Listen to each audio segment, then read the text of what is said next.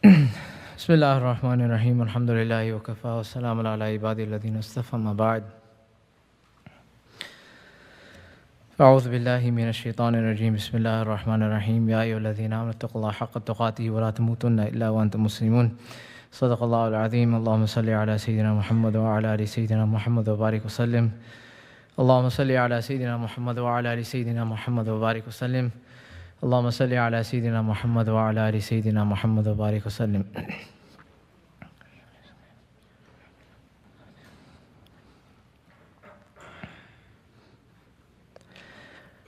Everyone that Allah subhanahu wa ta'ala has granted different bounties and blessings. And amongst those bounties and blessings are different statuses and positions Allah subhanahu wa ta'ala has given. In the Quran and in the Hadith, and historically you will find that in our deen, Allah subhanahu wa ta'ala has taught us, and Nabi sallallahu alayhi wa sallam has taught us through Hadith, we're supposed to treat people in according to the status that Allah subhanahu wa ta'ala has given them. So you find a Hadith, narration of Abu Dawood, that Anna Aisha radiyallahu anha marra biha sa'ilun fa'a'atatu kisratan. That a beggar had passed by Aisha radiyallahu anha, and she had given the beggar some bread. So وَمَرَّ بِهَا رَجُلٌ. Then a man passed by, وَعَلَيْهِ ثِيَابٌ وَهَيْئَةٌ. He was wearing clothes and he had a type of certain appearance and a certain personality.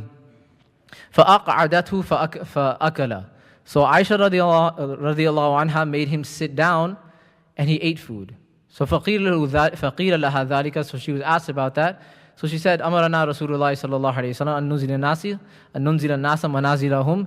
That we should treat people in according to their status. So one person that was a faqir and who she probably did not know, she gave food to him and he passed on like that. And the other individual, she knew that had a certain personality, a certain honor that Allah subhanahu wa ta'ala has given him, she made him sit down and presented food to him.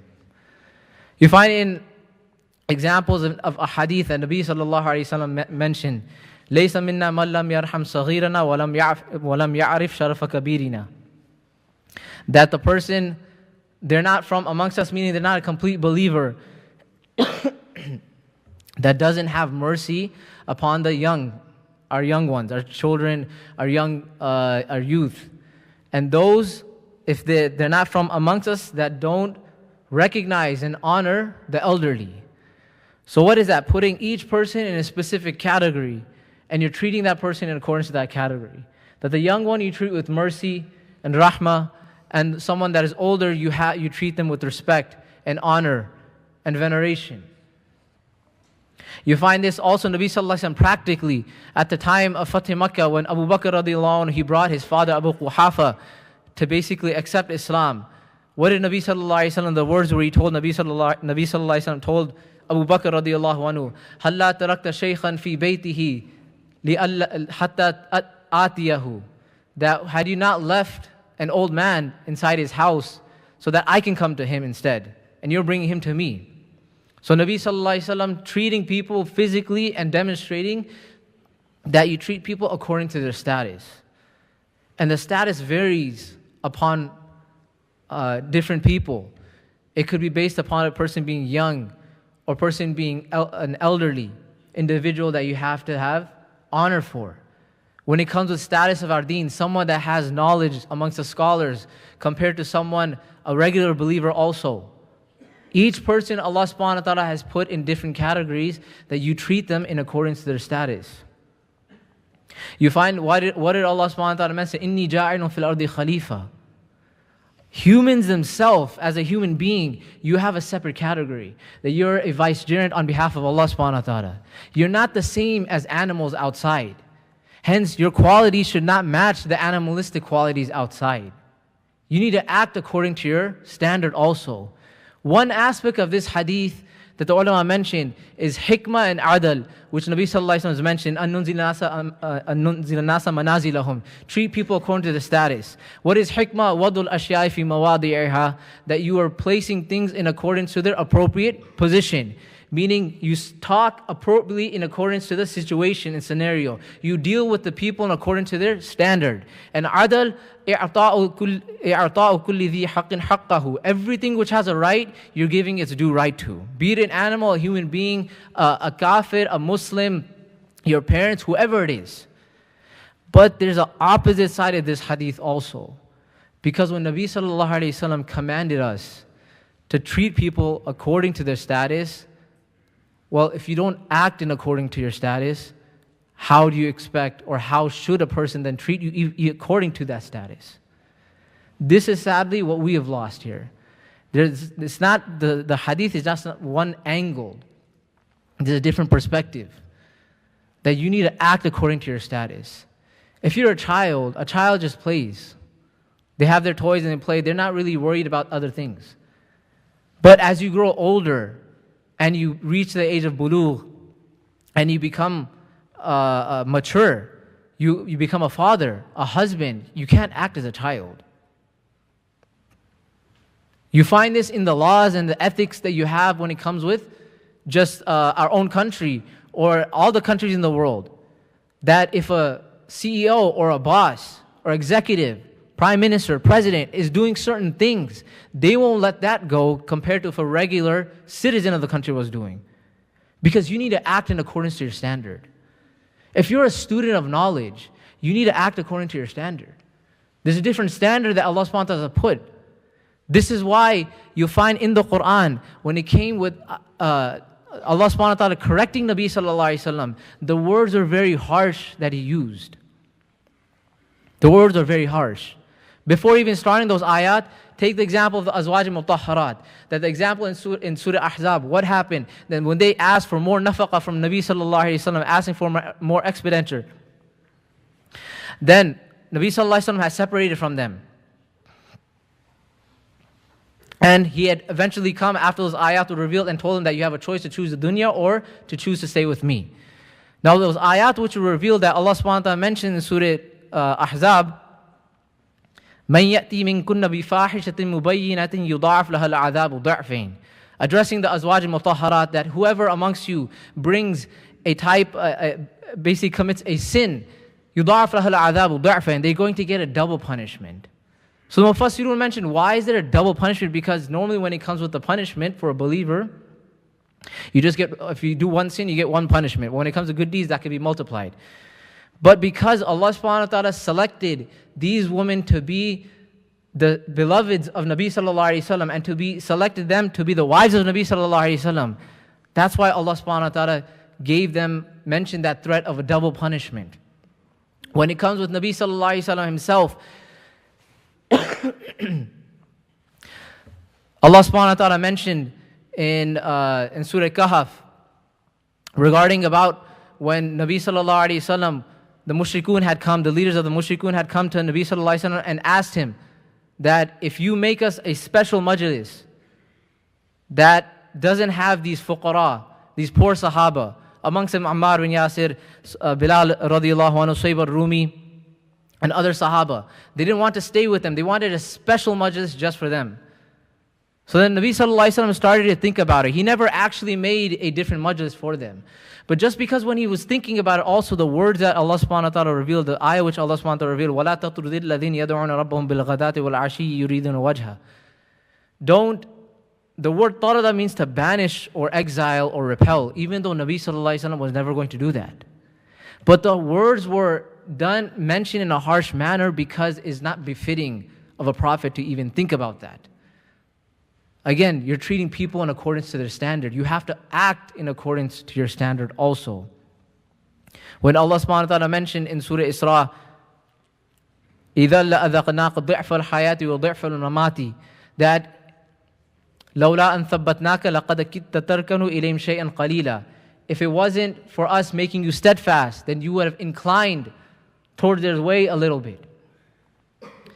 Then if that were to occur, what would happen? Obviously Nabi sallallahu alaihi wasallam did not occur, but that did not happen, but Allah subhanahu wa ta'ala is mentioning. Then in that case, what would we do is we'll make you taste a double punishment in this dunya and in the akhirah. إِذَا لَأَذَقْنَاقَ ضِعْفَ الْحَيَاةِ وَضِعْفَ الْمَمَاتِ. Those are harsh words which are used But why were there harsh words? Again, because Allah subhanahu wa ta'ala is addressing a prophet. And the most beloved of all prophets to Allah subhanahu wa ta'ala, the greatest of all prophets. Because again, it's treating someone in accordance to their standard. This is why Imam Ghazali rahimahullah mentioned that وَيْلٌ لِلْجَاهِلِ حَيْثُ لَمْ يَعْلَمْ مَرَّةً وَاحِدًا. That woe be to the person, the ignorant person, he didn't learn, woe one time. وَيْلٌ لِلْعَالِمِ حَيْثُ لَمْ يَعْمَلْ بِعِلْمِهِ أَلْفَ مَرَّاتٍ. That woe be to the alim, the person that had learned 1,000 times. Because you've learned and you're still not making practice upon it. Because you have to act in accordance to your standard. Again, when Nabi Sallallahu Alaihi Wasallam commanded أَنُنْزِلَ النَّاسَ مَنَازِلَهُم, to treat people according to their standard, you have to act according to your standard. Simply just by being a Muslim, you have to have a different standard compared to every other human being. And then on top of that, if you are in a certain, Allah subhanahu wa ta'ala has granted you knowledge, or you're deemed as a leader, as an imam or a scholar, whoever it is, you have to act in accordance to that. Because if you don't act in accordance to that, then everyone is considered as equal, and there will be fasad. But that's not the case. When Allah subhanahu wa ta'ala has mentioned that the people that have the most right for any human being is who? Our parents. Why? Is because of the difficulty which they went through and all the sacrifices and the patience they went through raising us. Then your aqarib, your own relatives. And then after that will be the regular believers. Why does each one have a different status? Because the difficulty that they went through and the blessings which they have given us. So you have to treat people according to their standard. You look at also when it comes with our neighbors, for example. Ulama have divided neighbors into 3 types. We know that there's rights for the neighbors. But what the first type of neighbor is a neighbor that is a Muslim and your relative. Uncle, aunt, etc., whoever. They have 3 rights upon you. One being a neighbor, one being a Muslim, one being your own relative. Then second type is they're not your relative, but they're Muslim and they're your neighbor. They have 2 rights upon you. And the third one is just being your neighbor, be it even a non-believer. They have 1 right upon you, being a neighbor. So you're treating people in accordance to their standard. But again, you have to act in accordance to that standard. And I'll end off with a saying of Abdullah ibn Mas'ud radiyallahu anhu, the narration that comes in Musannaf ibn Abi Shayba and Bayhaqi, that he's talking about a person that is hamilul Quran, a person that has memorized the Quran, that practices the Quran. How should his life be? And this is an example to show that we're supposed to be acting a certain way in accordance to our standards that Allah subhanahu wa ta'ala has given us. يَنْبَغِي لِحَامِلِ الْقُرْآنِ أَنْ يُعْرَفَ بِلَيْلِهِ إِذَا النَّاسُ نَائِمُونَ. It's necessary for a hamil al-Quran, the hafiz of the Quran, the person that practices the Quran. It doesn't have to be a hafiz of memorizing the entire Quran, but a person that has retained some Quran, person that recites it. What is it necessary for them? يَنْبَغِي لِحَامِلِ الْقُرْآنِ أَنْ يُعْرَفَ بِلَيْلِهِ إِذَا النَّاسُ نَائِمُونَ وَبِنَهَارِهِ إِذَا النَّاسُ مُفْطِرُونَ. That his night should be different than the regular people when they're sleeping. What is that? You're standing up and praying tahajjud. وَبِنَهَارِهِ إِذَا النَّاسُ مُفْطِرُونَ. His day is different than the people. When the people are, indulging in food and they're not fasting, he should be fasting. وَبِحُزْنِهِ إِذَا النَّاسُ يَفْرَحُونَ. When the people are always heedless of Allah subhanahu wa ta'ala and just laughing and are just always happy and they're heedless of Allah subhanahu wa ta'ala, he's in grief that what's going to happen to happen to me on the Day of Judgment. وَبِبُكَائِهِ إِذَا النَّاسُ يَضْحَكُونَ. When the people are just laughing and they're heedless, he should be crying because again, what's going to happen to my status? What will happen to me on the Day of Judgment? وَبِصَمْتِهِ إِذَا النَّاسُ يَخُوضُونَ. When the people are just gossiping and talking, then he should be recognized how he's silent and he only speaks when it's necessary to speak. وَبِخُشُوعِهِ إِذَا النَّاسُ يَخْتَالُونَ. And when people are arrogant and haughty and bragging in all these different qualities, what does he have? وَبِخُشُوعِهِ. He's humble. He has humility. This statement of Abdullah ibn Mas'ud radiyallahu anhu, this is showing that a person needs to act in accordance to the standard. Whatever Allah subhanahu wa ta'ala's status and position that He's given you. Abdullah ibn Mas'ud radiyallahu anhu talking about hamil al-Quran. But be it a student of knowledge, a scholar, or regular believer, you need to act in accordance to your standard. A father, a husband, a wife. You have a certain dignity to maintain, and you have to act in accordance to that standard. So may Allah subhanahu wa ta'ala give us the tawfiq to act in accordance to the sunnah and in accordance to the status and the positions that Allah subhanahu wa ta'ala has given us. Wa akhiru da'wana alhamdulillahi rabbil alameen. Please stand up and move forward. Leave no gaps in between so the brothers outside can come inside, inshallah.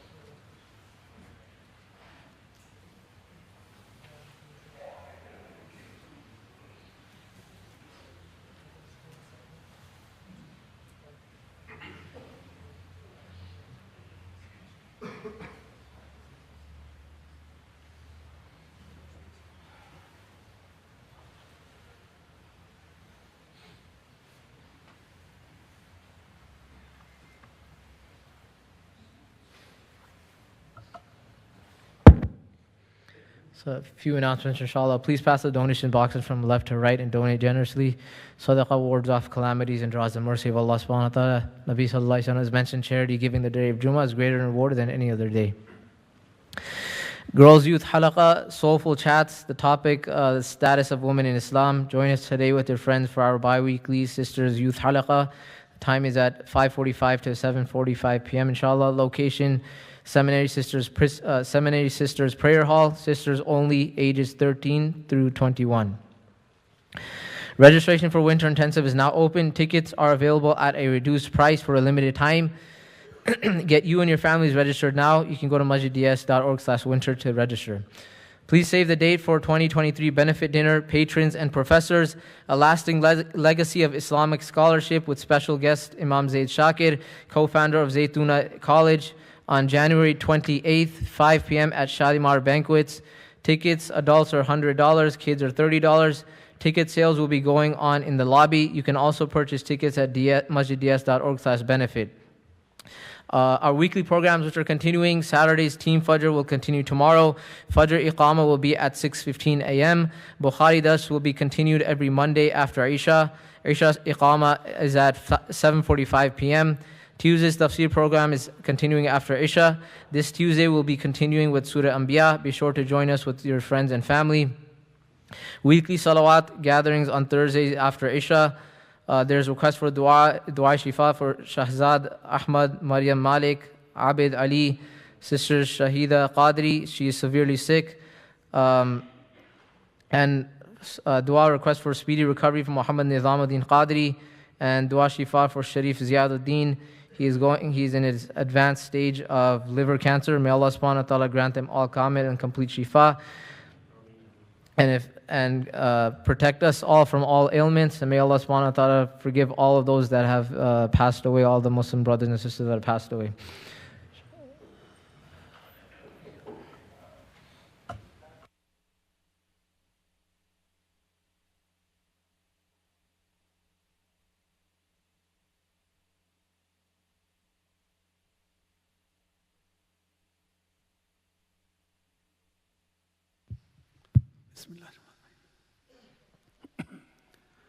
Allahu Akbar, Allahu Akbar, Allahu Akbar, Allahu Akbar.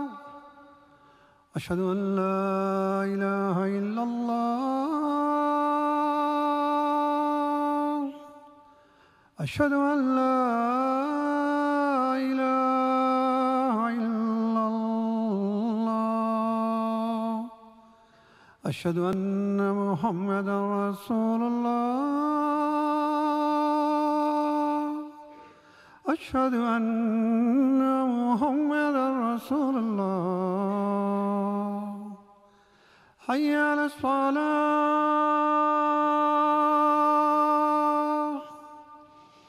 Hayya ala salah. Hayya ala falah.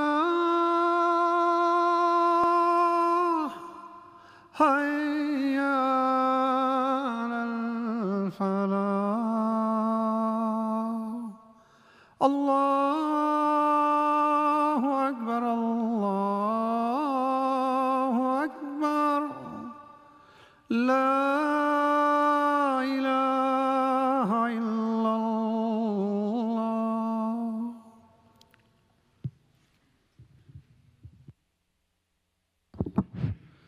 الحمد لله الذي هدانا لهذا وما كنا لنهتدي لولا أن هدانا الله ونشهد أن لا إله إلا الله وحده لا شريك له ونشهد أن سيدنا ومولانا محمدا عبده ورسوله. قال الله تعالى: يا أيها الذين آمنوا اتقوا الله حق تقاته ولا تموتن إلا وأنتم مسلمون. وقال تعالى: يا أيها الذين آمنوا اتقوا الله وقولوا قولا سديدا يصلح لكم أعمالكم ويغفر لكم ذنوبكم ومن يطع الله ورسوله فقد فاز فوزا عظيما. أما بعد، يا أيها الناس اتقوا الله في السر والعلن وذروا الفواحش ما ظهر منها وما بطن ووطنوا أنفسكم على السمع والطاعة وحافظوا على الجمع والجماعة، واعلموا أن خير الكلام كلام الله، وأحسن الهدي هدي محمد صلى الله عليه وسلم، وخير الأمور عوازمها، وشر الأمور محدثاتها، وكل محدثة بدعة، وكل بدعة ضلالة، وكل ضلالة في النار. بارك الله لنا ولكم في القرآن العظيم، ونفعنا وإياكم بما فيه من الآيات والذكر الحكيم، إنه تعالى جواد كريم ملك بر رؤوف رحيم.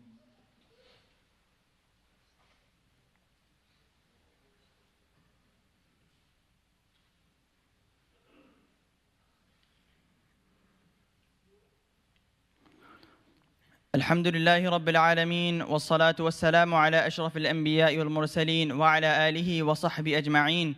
قال الله تعالى: إن الله وملائكته يصلون على النبي يا أيها الذين آمنوا صلوا عليه وسلموا تسليما. اللهم صل على محمد بعدد من صلى وصام، اللهم صل على محمد بعدد من قعد وقام، وصل على جميع الأنبياء والمرسلين وعلى آله وصحبه أجمعين. قال النبي صلى الله عليه وسلم: أرحم أمتي بأمتي أبو بكر، وأشدهم في أمر الله عمر، وأصدقهم حياء عثمان، وأقضاهم علي، وفاطمة سيدة نساء أهل الجنة، والحسن والحسين سيدا شباب أهل الجنة، وحمزة أسد الله وأسد رسوله. اللهم اغفر للعباس وولده مغفرة ظاهرة وباطنة لا تغادر ذنبا. الله الله في أصحابي، لا تتخذوهم غردا من بعدي، فمن أحبهم فبحبي أحبهم، ومن أبغضهم فببغضي أبغضهم، وخير أمتي قرني، ثم الذين يلونهم ثم الذين يلونهم. اللهم أعز الإسلام والمسلمين، وأذل الشرك والمشركين. اللهم أعز الإسلام والمسلمين، وأذل الشرك والمشركين. اللهم احفظ بلاد المسلمين من كل سوء. اللهم انصر إخواننا المستضعفين في كل مكان. اللهم انصر إخواننا المستضعفين في كل مكان. اللهم انصر إخواننا المستضعفين في كل مكان. اللهم ألف بين قلوب المسلمين، وأصلح ذات بينهم. اللهم اشف مرضانا ومرضى المسلمين. اللهم اشف مرضانا ومرضى المسلمين. اللهم اشف مرضانا ومرضى المسلمين. عباد الله رحمكم الله، إن الله يأمر بالعدل والإحسان وإيتاء ذي القربى، وينهى عن الفحشاء والمنكر والبغي، يعظكم لعلكم تذكرون. ولذكر الله تعالى أعلى وأولى وأعز وأجل وأتم وهم وأكبر، والله يعلم ما تصنعون. أقيموا الصلاة.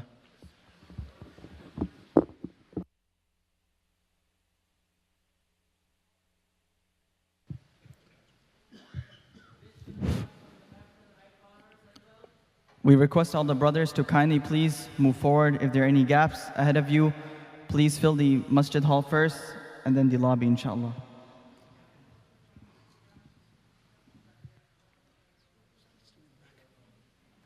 Allahu Akbar, Allahu Akbar, Allahu Akbar, Allahu Akbar. Ashhadu an la ilaha illallah, ashhadu an la ilaha illallah, ashhadu anna Muhammad Rasulullah, ashhadu anna Muhammad Rasulullah. Hayya ala as-salah, hayya ala as-salah, hayya ala al-falah, hayya ala al-falah. قد قامت الصلاة، قد قامت الصلاة. الله أكبر، الله أكبر، لا إله إلا الله. أقيموا صفوفكم واعتدلوا. Please make sure your phones are turned off. الله أكبر.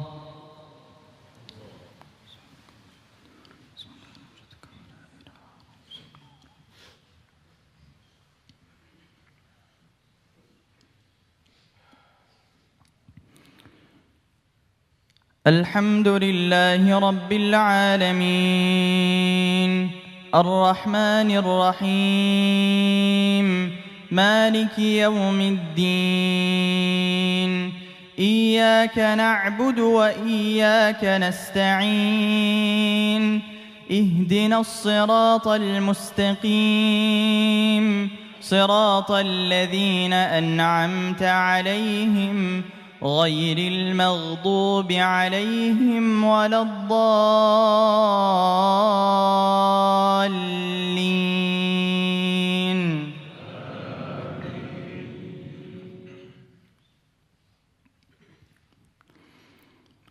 قد أفلح من تزكى وذكر اسم ربه فصلى بل تؤثرون الحياة الدنيا والآخرة خير وأبقى إن هذا لفي الصحف الأولى صحف إبراهيم وموسى. الله أكبر.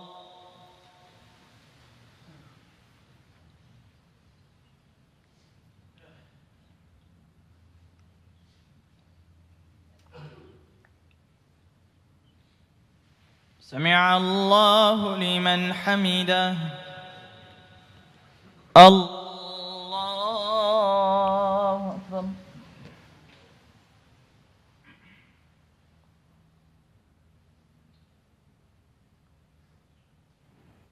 الله أكبر.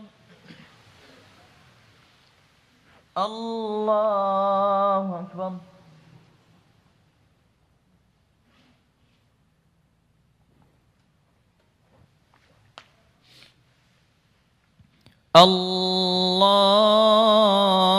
الله أكبر. الحمد لله رب العالمين الرحمن الرحيم مالك يوم الدين إياك نعبد وإياك نستعين اهدنا الصراط المستقيم صراط الذين أنعمت عليهم غير المغضوب عليهم ولا الضالين.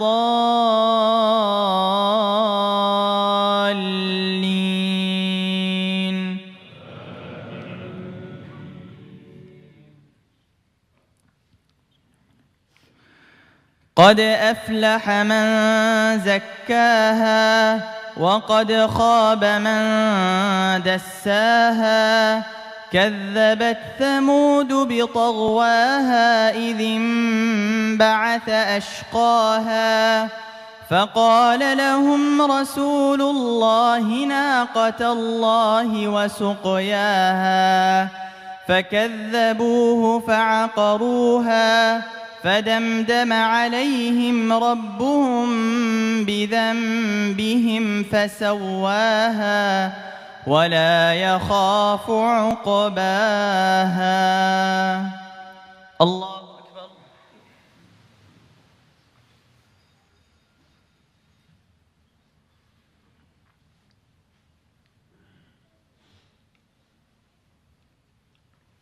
سمع الله لمن حمده. الله أكبر.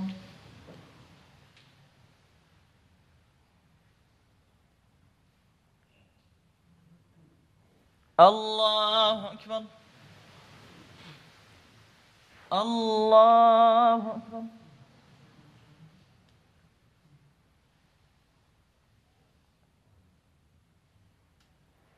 الله أكبر.